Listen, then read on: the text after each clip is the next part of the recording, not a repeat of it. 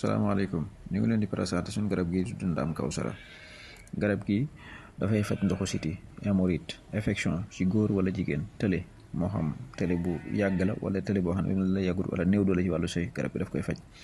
garab bi dafay faj hépatique boo mën a am hépatique B hépatique boo mën a am incha allah garab bi daf koy faj. garab bi dafay faj infection moo xam ci góor la wala ci jigéen tam bari lool ci jamono ji xeetu infection boo mën a am ak lu mu yàgg-yàgg ci sa yaram soo jëlee garab bi daf koy faj.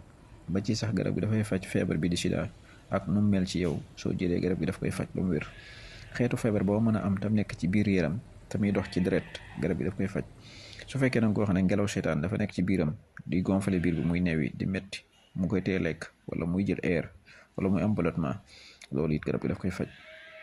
garab gi bari na trop ay jàngoro yu muy faj bari na ay jàngoro yoo xam ne mënuñu su koo tudd ndax dafay gudd.